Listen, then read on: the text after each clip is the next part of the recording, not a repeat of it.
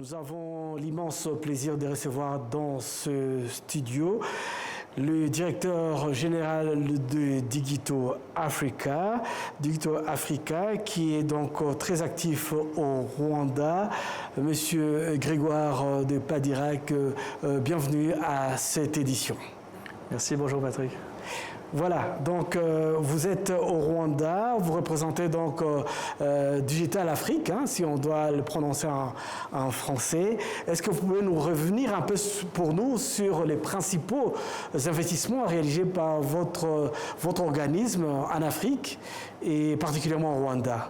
Oui, alors d'abord on est une filiale de Proparco, l'AFD, l'Agence française de développement. Et notre mission, c'est d'investir dans les startups là où les investisseurs du capital risque, c'est-à-dire les spécialistes de l'investissement dans les startups, n'investissent pas. Et donc on a investi dans un peu plus de 70 startups sur le continent africain en un peu plus de 2 ans, une trentaine par an. Et ici au Rwanda, on a investi dans 2 startups récemment. Voilà, mais en tout cas, on est un des investisseurs les plus actifs du continent. On investit dans 2 à 3 startups par mois, ce qui est assez unique. Et on essaye d'apporter ce financement, si nécessaire, aux entrepreneurs, parce que c'est celui qui leur permet de démarrer.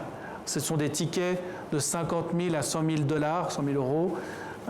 Et c'est en règle générale dans les pays comme les États-Unis, l'Europe, c'est des tickets qui sont financés par des business angels.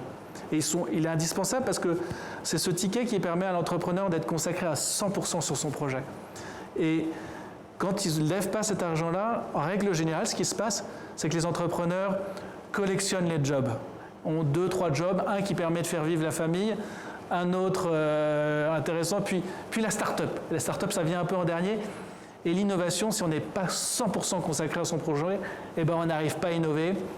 Et le projet soit meurt, soit vivote, mais en tout cas, ou ne monétise pas. Et donc c'est un problème pour l'écosystème africain.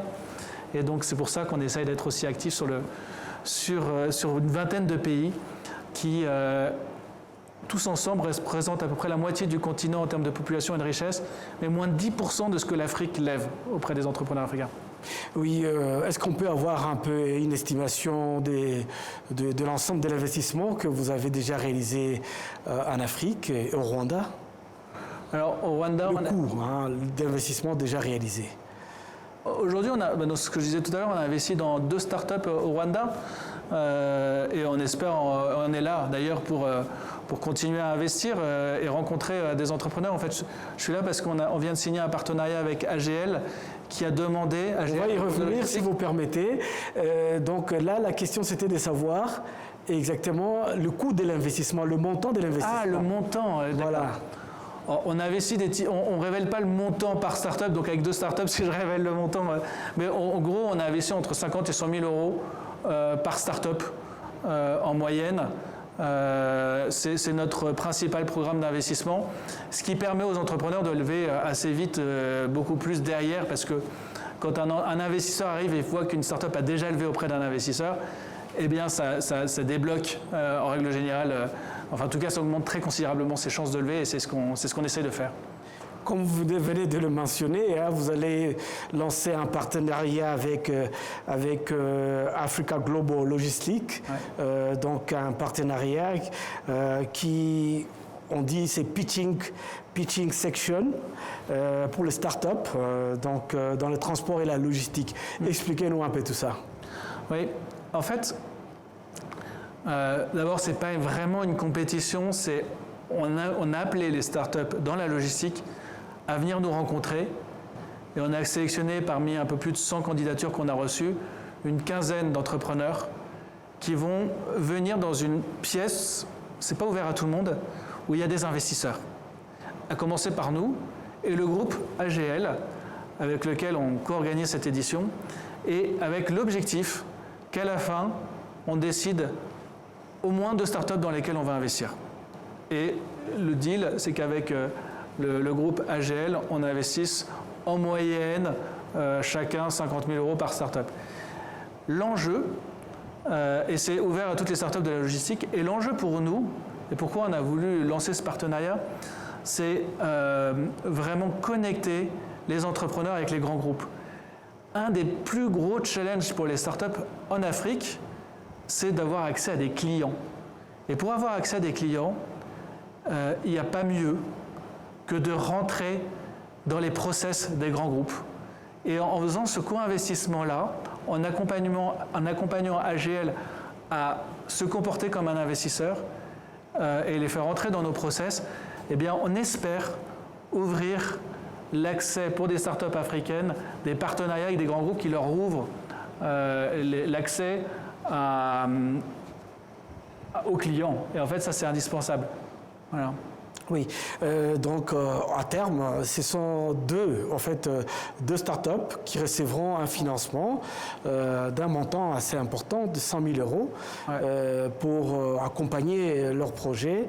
Et les 5 autres meilleurs qui suivront pourront participer à un programme dénommé YIRI. J'espère que j'ai bien prononcé. Expliquez-nous, c'est quoi ce programme? Exactement, on s'inscrit dans le projet d'AGL qui est de s'ouvrir à l'écosystème tech africain.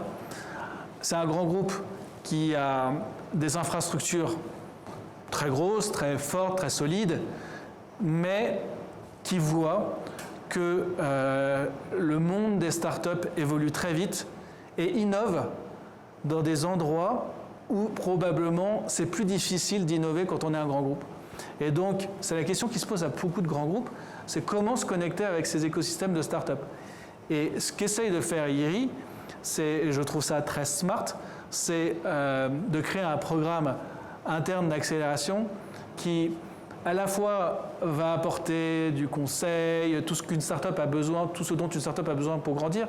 Mais je crois qu'au-delà de toutes ces prestations que va apporter AGL, c'est aussi la connexion en interne avec les bonnes personnes qui vont identifier en interne les projets sur lesquels on peut embarquer des startups pour qu'elles puissent démontrer leur savoir-faire et apporter à la fois de la valeur à un grand corporate et du coup, à la fin, aboutir sur une relation de long terme, de collaboration qui va faire grandir la startup. Et c'est un véritable accélérateur pour une startup de collaborer avec un grand groupe pourvu que cette collaboration soit source de valeur pour les deux. Et pour ça, il faut des équipes dédiées qui identifient comment une start-up qui peut résoudre un problème interne, et ça, il faut que ça vienne de l'interne. Et c'est ce que fait YIRI, c'est vraiment connecter start-up et l'interne du groupe AGL.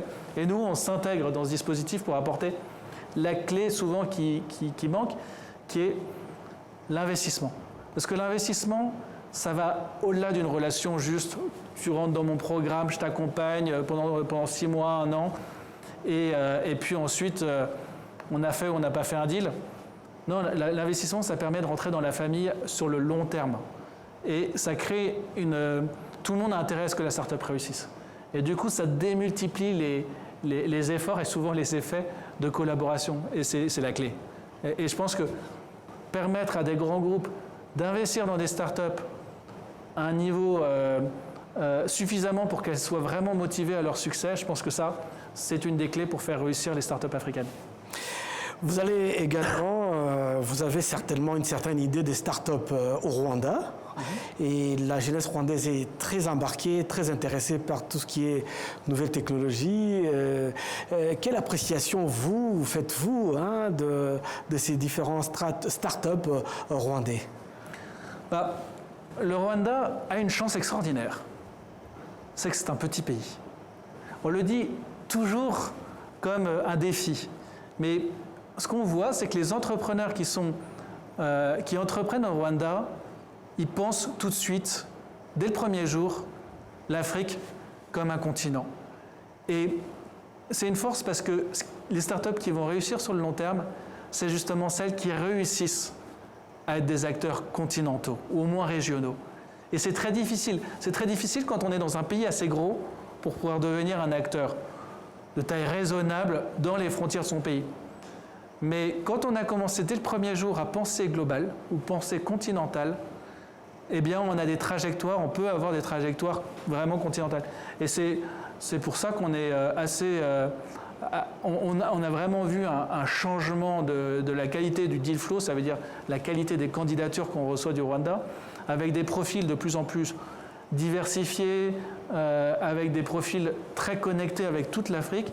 Et moi, je crois beaucoup que Kigali est un hub et le sera de plus en plus sur le secteur tech, mais ça démarre. On est quand même au début d'un processus. Après le Rwanda, je pense que vous allez poursuivre ce projet au niveau de la Côte d'Ivoire. Ouais. Et vous prévoyez de faire la même chose que ce que vous faites au Rwanda? Alors, ici, le Rwanda, c'est l'endroit où on organise ce challenge qui a une vocation régionale, hein, qui couvre 6 pays en Afrique de l'Est.